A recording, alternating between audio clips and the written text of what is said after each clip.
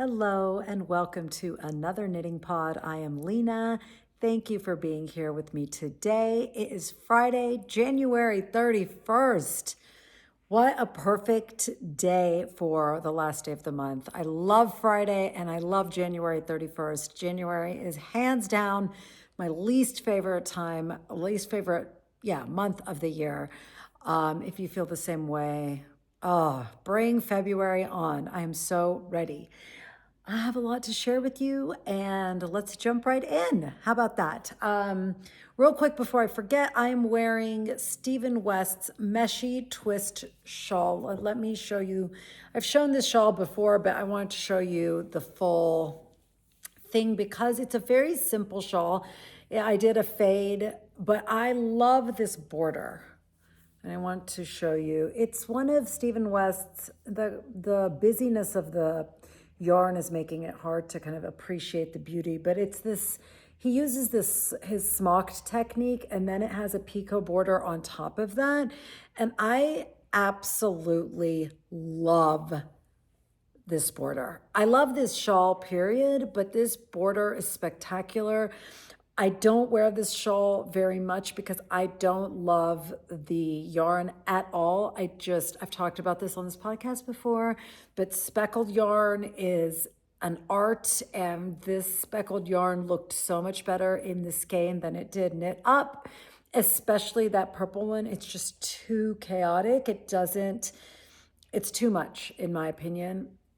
What are you gonna do? What's done is done. I would love to make this shawl again, but I really disliked this shawl. There's a lot of knitting two together because that's how you form these eyelets, and those rows are just, they're not fun. It's really fussy with a tiny fine yarn, and sadly, this will not be a repeat I don't think it will be, at least. You never know what the future holds, but I didn't love the process. And despite the fact that I absolutely love the end result, I doubt I would venture down that road again. But I wanted to share what I was wearing. I just grabbed it from my closet for something else. And then I thought, why not just wear this today? It's a little bit warmer today, a lot a bit warmer. What a difference a week makes. I think we're like 40 to 50 degrees higher than last week. So I thought it'd be nice to wear a lighter shawl. All right, now that that's out of the way, I'm trying to figure out in what order. Why don't I show you this? Well, yeah, sorry, everything is a little bit far away. I'm gonna show you this because I'm really excited about this. This is a piece that I cast on. I don't even remember when, it doesn't matter, but it's been a minute since I showed you because as usual, I end up starting something, and because I'm someone who is I've always have like 3 or 4 projects going on, my interest in them tends to ebb and flow, and I have learned that that's perfectly fine. It's very well suited to me. I always finish my projects. I mean, it's very rare that I don't finish a project, and if I don't, it's usually because I don't like it and I'm gonna rip it out. But this has been one of those that's on my rotation. And before I show you, I was thinking about this the other day. For me personally, having multiple projects going on, because I don't let them stress me out, I'm able to, when like I start hitting that murky middle phase of a project where I'm not that excited about it anymore, like the excitement of the cast on is over, you don't have the excitement of the finishing yet, but you're in that middle and you're kind of like losing steam. When I hit that point, I usually kind of just put it down and I pick something else up that I'm working on. And because of that, then when I'm ready and I pick up that other project again that I got kind of bored with, I feel excited to be in it again. It almost restores that new feeling. And I've realized that that's a really positive aspect for me. Maybe if you're not a monogamous knitter, you don't feel that way, but that's how I feel. So if you are not someone with multiple projects, just some food for thought. This is the Polka Dot Cardigan by Midori Hirose. I'm going to show you the back because that's where the interesting part is.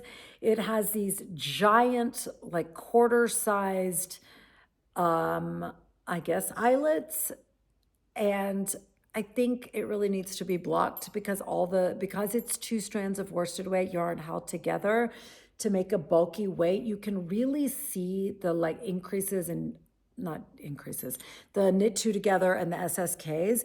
But I think that once it's wet blocked, really, really soaked and dried, all those stitches are gonna relax and you're not gonna see that as much. This is a very big, oversized sweater. I am so excited to report that I finished one of the sleeves. I'm so excited. It had been kind of languishing for so long and I had lost steam. And again, I picked it up and I was just so into it and it was so much fun. I was able to just knock out the collar so quickly because you're holding two strands of thick yarn together to make an even thicker yarn. And it's not something I do often. And I really, really like it. Who would have thought? I feel like that was a real discovery for me to realize that I actually really enjoy knitting with two strands on chunkier needles if it's not the only thing I'm knitting, because it definitely has a different rhythm. It is a clunkier, slower thing, but I'm actually really enjoying it. And I have to say, because I obviously have the Chow I lost a needle stopper, the Chow interchangeable needle set, it's really nice to use the biggest needles for once. It's like we have them in these sets and I've never used them before. So I'm actually really enjoying it. These are size 15, 10 millimeter. These are the big chonkers. Anyway, so I'm on my second sleeve. I was very disciplined this time about marking every single decrease because if y'all remember the ranunculus, the unsuccessful ranunculus I made, I wasn't as careful and I lost track of how long the sleeves were and it was just so annoying. Of course, it's different when you're using chunkier yarn because it's so easy to count these stitches. When you're using like a thin fingering weight and you have hundreds of stitches, it's just harder to count. It's easier to lose track. So there's a lot of ways in which chunkier yarn it's just easier because everything is so much more visible. So I immediately cast on the second sleeve, which is going by really fast. And I'm really looking forward to finishing this because you guys, the fabric these two balls of yarn held together is creating is glorious. It is literally like being wrapped in a cozy cloud. I love it so much. I'm so, so, so happy I made this project because it's so different. And I think it's important to explore before you judge. I hadn't knit with chunky yarn in years.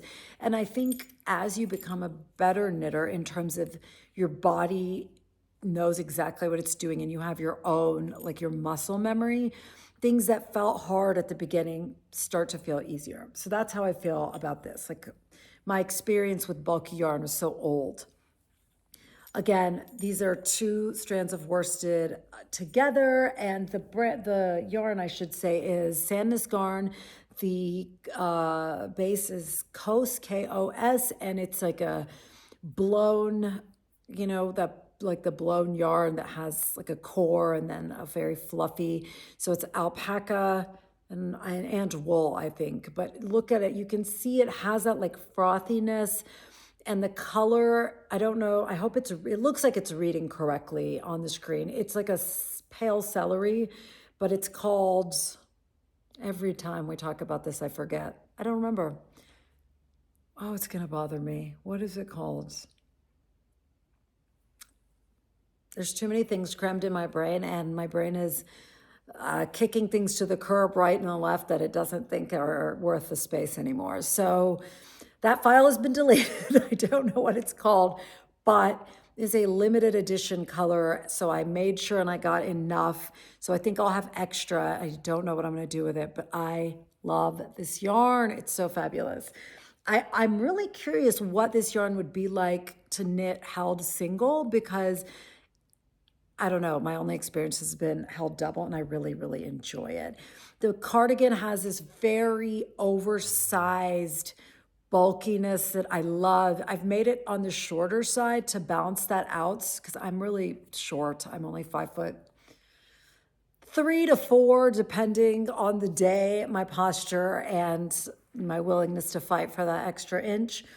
I'm probably right in the middle. I'm probably 5'3.5". But all that to say, a giant oversized cardigan and oversized in every way would probably not be flattering. So it's not cropped, but it hits fairly high, and I think that it'll be perfect.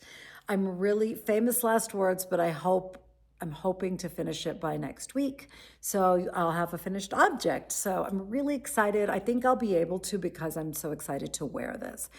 It's heavy and warm, but because of all the eyelets, it has built-in air conditioning, and I feel like very wearable in many climates. I really think this is a piece where you either love it or you're like, ugh, I will not be jumping on that bandwagon.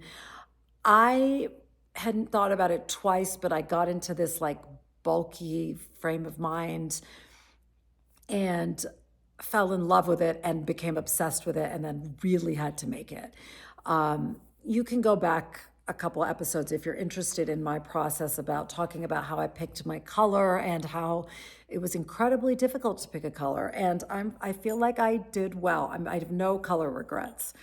One interesting thing about this pattern also that I'm not sure I've ever encountered was like it is a very drop, like the sleeves start really low, but then there's shaping, short row shaping, which is, I'm not sure why, because I'm not sure it adds anything. Let's see at the end if it does. We'll revisit that topic, but they were really fast and easy and fun. I love short rows. I don't know why. I think it's just magical and really interesting. And I really like when designers use short rows to create effects, like the satellite shawl by Andrea Mowry is like that. I like short rows in ways other than just for body shaping, is what I'm saying. I do think it affects the way the sleeve looks, but I like it, so I'm not mad at it, but I think you could leave it out, and I don't know that it would make much of a difference. The sleeves do have a fair amount of decreasing, and they're supposed to be really long, so that's why I did not bind off. I put this on a barber cord because I want to make sure. I don't know how much this yarn will stretch or any of that, so we shall see. I also, real quick, I made the 2XS, double extra small to extra small size. So each size has a range, and that's the one I picked. I didn't want to run into the same problem as I had with my ranunculus, that I assumed it was going to be oversized enough, and it wasn't. So that's why I made this size and not one of the kids' sizes, because there is a lot of positive ease in this. But just if you do want to make it, but like on a smaller scale, they have like 4 kids sizes. So you could definitely make a smaller size that would be less oversized. Okay. That is the polka dot cardi, I want to say. That's what it's called. I wish you could reach through and feel this fiber. It is just so soft. Like it's been so cold, and when I knit it, it just feels so cozy on my lap. I love it. I love it. And I have it in my favorite mood bag that I love so much. It's perfect for putting like kind of like a yarn bowl for 2 balls, because it's so inconvenient. They just fly around, you know how it is. So I like having that little bucket for them. Okay. Next up, let's change pace before I show you my other whip. Remember last week I showed you my failed muscle burr hat. I told you I was going to rip it out, and I asked you guys if you thought, somebody called it ramen noodles, and I thought that was so funny and spot on. So my question was, do you mind knitting with ramen noodles, or would you wet block the whole skein and rewind it and go through all those motions? Because in the past, I have never wet blocked yarn that I've ripped out. A lot of times what I've done is ripped it out, wound it manually into a ball as I rip it out, and then I don't think about it for a long time. And just the fact that it's like now in this ball tends to flatten out a lot of the ramen vibes of it. But this time I wanted to experiment with washing the yarn and resetting it to zero for a few reasons. Number one, I'm really trying to lean into slowing down. The more hectic life becomes, the more I feel like I want to consciously slow down and be mindful in the moments I'm being mindful. And another aspect of my knitting this year is like I don't want to think about knitting as churning out finished objects. I want to be more process oriented, and I just thought this would be a nice place to lean into that and explore that. Snoring dog, sorry. She was just so cute and looking at me with her big eyes, and I didn't have the heart to kick her out of here. Anyway, here is the result of my ripping out my Musselburgh hat, soaking the yarn, and then just letting it dry. Look at this, okay? I'm gonna put a picture of it, but like when I was filling the bowl with water, and you can see the difference. It's completely what you would expect. So gorgeous and like clean and organized feeling. And I have to say, I'm so glad I did. It just somehow gives the yarn a fresh start, and it gives you a fresh start in using that yarn. Like if I had just ripped it out and used it as it was, I know that for me, I would keep being reminded of that failed project, not in like a beating myself up or any sort of dramatic way, but just it would keep popping into my mind that this was old yarn that I was repurposing. Now, when I wind this into a cake, it's just gonna feel like yarn that I just pulled out of my stash and am choosing to knit with. So I feel like it erases the memory of the project, it erases your memory of the project, and it gives it just like a fresh new start. It's like when you wash your hair and you're like, like I just feel good. That's how I feel about it. So I have to say, I'm a convert to washing and redoing the yarn. I used for this part, for the other, I'm contemplating stopping, kicking her out and grabbing that, but I just feel bad still. Anyway, the turquoise yarn that was the rim, I ripped it out and I just like wound it around my arm and it made like a tiny loop. This time with this one, because it was the bulk of the hat, I grabbed my niddy noddy from my spinning. It's, again, should have had it, but if you don't know what a niddy noddy is, it's like this wooden dowel with two things like flat pieces on the end, and you wind a skein of yarn that you just spun. So I used that. Somebody in the comments, again, that was their tip, and that helped me so much. Even though that is so obvious, I didn't think of it. So I used the niddy noddy to unwind, and I just straight did it onto there. Then I tied it off, soaked it, and this is where we are. I need to wind it into a cake. But I just wanted to share that I experimented with it, and I really like it. And I'm probably going to, it doesn't mean when I have an unsuccessful project that I straight away I'm gonna go through that process, but I realize like there's certain times in my life where I'm so tired that I don't want to knit, but I would totally rip out a project and wind it on a niddy noddy. So I'm gonna save them for those moments, like when it's nighttime and we're watching TV and I'm too tired, I can do that and even just do part of it, and it can get done over time. I wanted to experiment with this because I have the red ranunculus to rip out, and I wanted to experiment with this before I did that.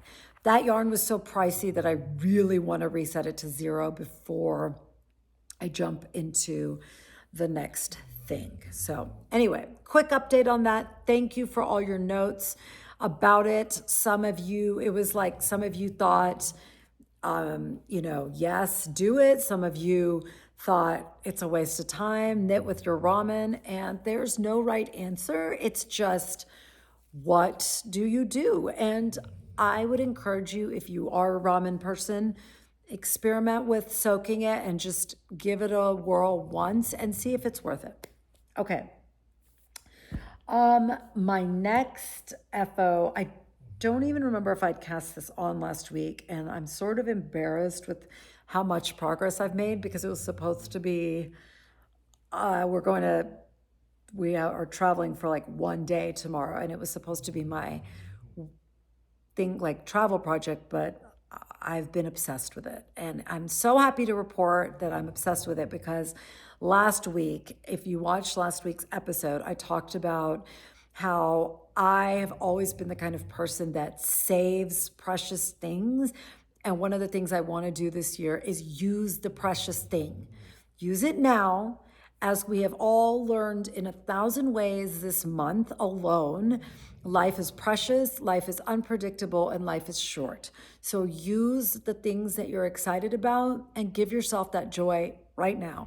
In that vein, I picked up Bad Egg out of my stash, a Spin Cycle dyed in the wool colorway that I have been obsessed with, and has been sitting in my stash unused. I refuse to let it go on any longer, and I cast on a robin beanie. The robin beanie is a Sari Nordland pattern. It is a fully ribbed beanie that's knit from the top down. And y'all,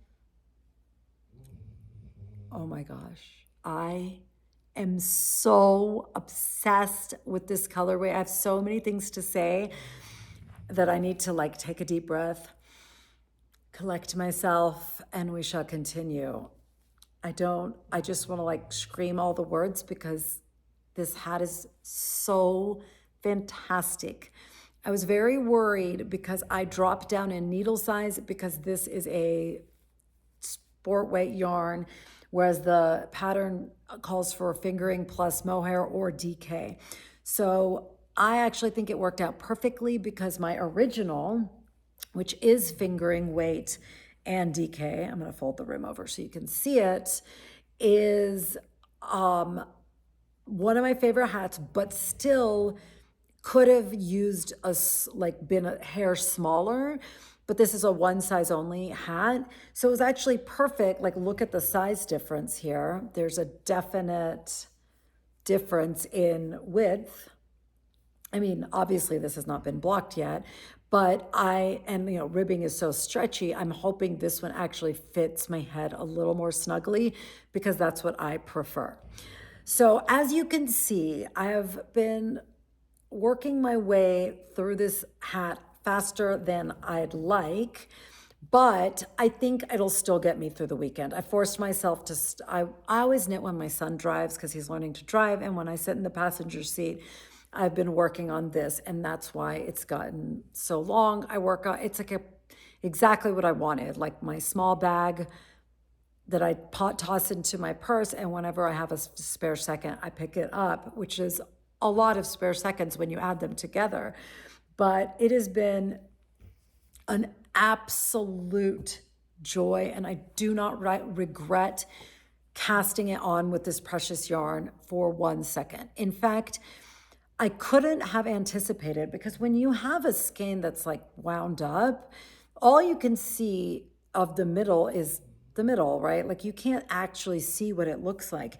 And it was like getting a gift that slowly unwraps, because I had no idea that there was this much variation in Bad Egg. This is the genius of Spin Cycle, which is why I will continue to spend the unbelievably pricey amount on it, 30 something dollars for 50 grams. I consider it worth it because I'm so color driven. And come on, y'all, they are geniuses. Like, this is not a color combination that I anticipated. I did not anticipate this like silver sage kind of color. I just didn't think there would be so much variation in here. I really thought it was just going to be more like this part. I didn't anticipate any of this, and I love it. I know some people are big spin cycle managers, like they like to cut pieces out because it doesn't go. I'm like, let her rip. I want to just surprise me.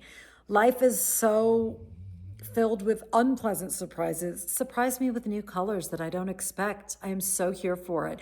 Also, this keeps it from looking too crossing guard, too, yellow vest, loading dock, unloading and loading only zone kind of vibe. So I really love it. I cannot wait to wear this. Like, I'm trying to enjoy the process, and I really do. I am not someone who hates ribbing. I really do like it, and especially for hats. I I love it. And I'm telling y'all, if this hat fits well, I will just have this as my go-to project because I love this project. I love the shaping at the top. I love a top-down beanie. There's just something, I feel like you have more control over the length, because for me, there's nothing worse than a beanie that's too short. I think it's very unflattering on my head. And so I like a lot of length on the top. And a lot of times I feel like I can't, I never estimate that properly, and I always start decreasing too early if it's a bottom up beanie. So, all that to say, this bad boy is giving me life. I love it so much, so much. This might be one of my favorite spin cycle colorways. Up there is Ghost Ranch, the classic. I wish I were saying something new there, but it's just perfection. Ghost Ranch is perfection, and so is Bad Egg. Very few colors will land in that elite circle. This is a colorway that lands in that elite circle. And it's reignited my obsession with spin cycle and my deep desire to knit a full pullover with it. I really want to make myself the tessellated? Is that what it's called? Traveler. God, no, not the tessellated. The Traveler pullover. I made the Traveler shawl in Ghost Ranch. It's over there. That's why I'm pointing over there. And I love it so much. I don't love the shape because it's very long and shallow rather than deep. And I like a deep shawl, but I still love it. And I really want the Traveler hoodie with the actual hoodie. Like, that pattern, I think, has the pullover version and the hoodie. I want to make the hoodie in spin cycle. It's just, to get enough yarn, that's hundreds of dollars of yarn. So it's hard to justify. However, I might just justify it for my birthday's in March. I might just justify that as a gift to myself. The other option for that, and please leave a comment if what you think of this.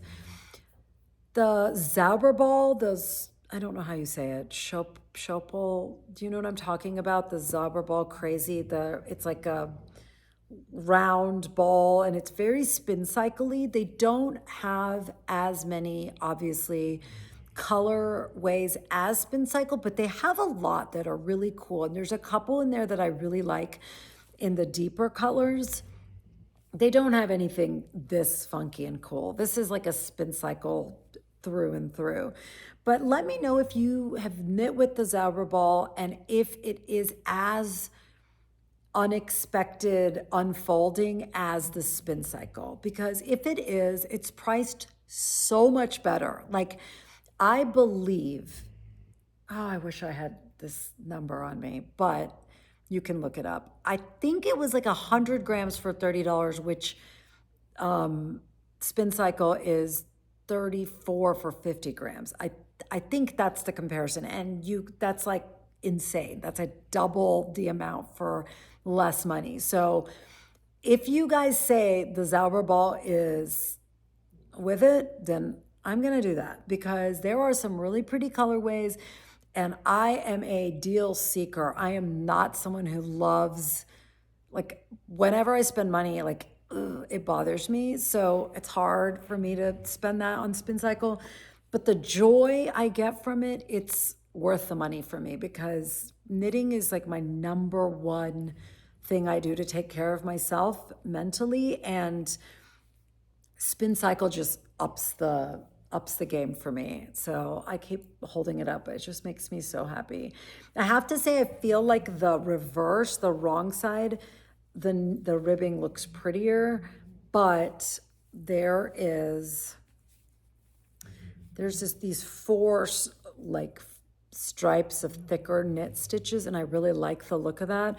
I think once it's wet blocked, it'll smooth out and look beautiful. And then when it's on my head and it's stretched, the kind of inconsistent ribbing will be all worked out just fine. Okay, babies, that is all I have got for you today.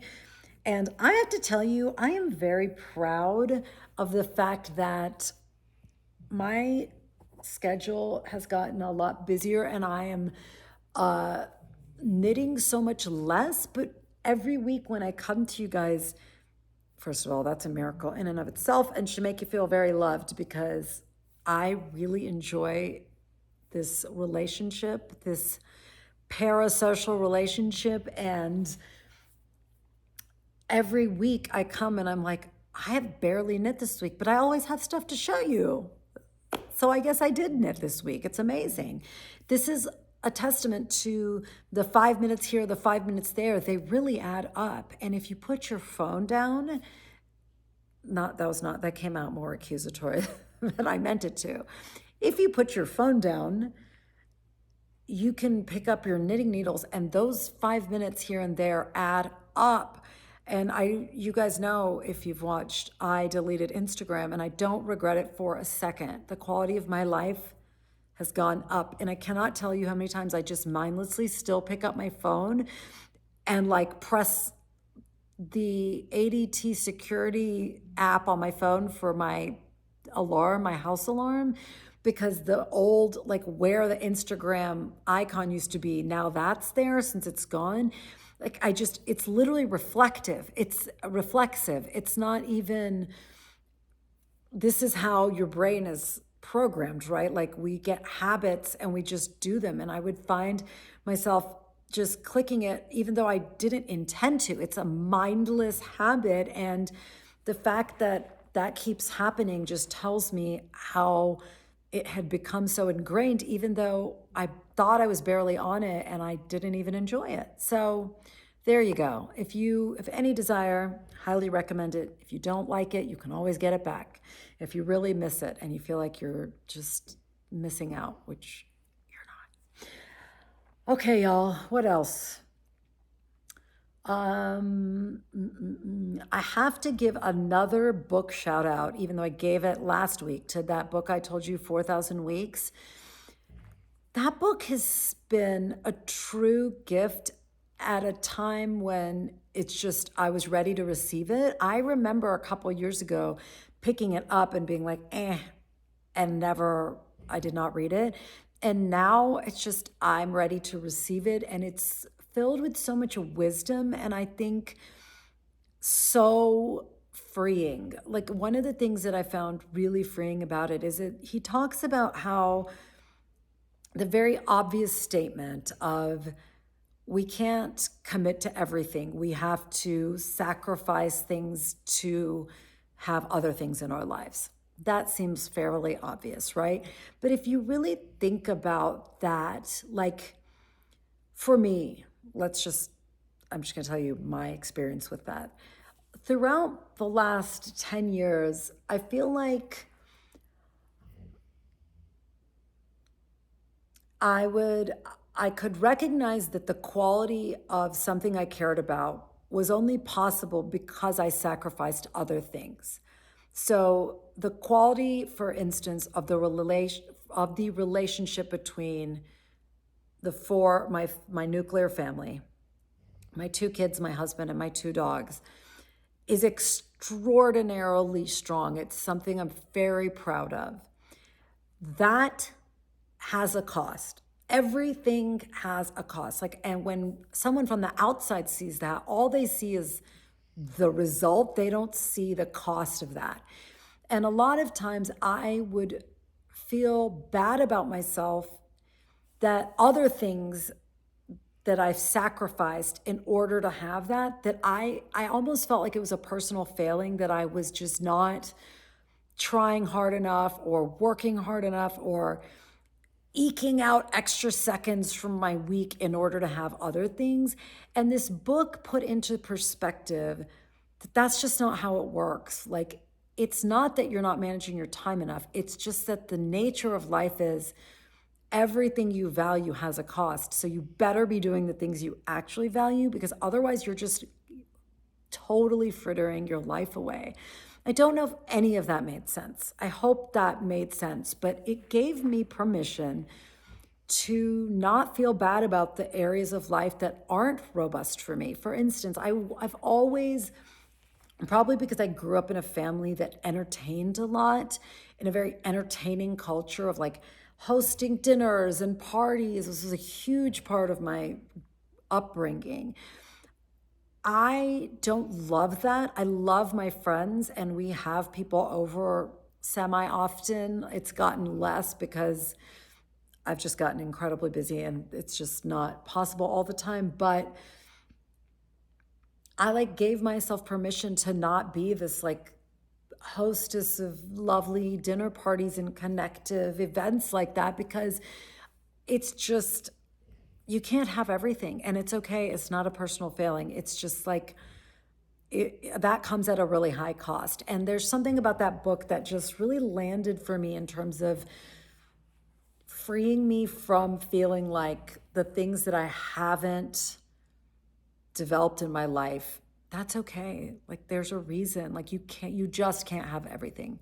So that was really long-winded, and I'm not sure it made sense, but it makes sense in my head. So I hope it landed for somebody. And if that did land and you haven't read this book, I really think you should read this book. Somebody also noted, I wish I could remember who, but that they loved this book, and they are like, they actually bought the physical book. And that's how I am. I like literally never buy physical books, but I bought this one, and my bookmark is a highlighter because it's just filled with so much wisdom that I find myself just, I need to highlight it in order to like have it settle in my brain. So couldn't recommend that book enough. If you have already read it, he just came out with another like companion book of essays, I believe. And he has a great weekly newsletter, all that jazz, if that is of interest to you. So highly recommend that if that is the kind of book that you are interested in. I don't know if I told you guys this last week, but I just have been really struggling with reading fiction. It's somehow a lot easier for me to absorb nonfiction right now. I think haven't worked out why that is. I just think fiction sometimes requires you to bring so much to it. And I just feel like I don't have the bandwidth right now to bring my own mental energy. I just need someone to like download things into my brain. I can't bring my own creativity to fiction right now. So I don't know if that is something anyone else has experienced, but okay, y'all. I am going to go. I have some other things I need to squeeze in before game day. It's high school basketball game day, and I am so excited. I love high school basketball. It is better than anything in the world. It is like literally the number one thing I love to do. So I'm very excited that today is Friday, number one, and number two, that it's game day. So I will squeeze in all my things before then. I hope you have a lovely weekend wherever you are. God bless February. Let's hope it is a better month than January. I feel like January was particularly rough this year. I'm ready to see the end of it. Thank you for being here. Thank you for tolerating Danny's snoring. She is so sweet and so loud. But anyway, I will see you guys next week. Bye.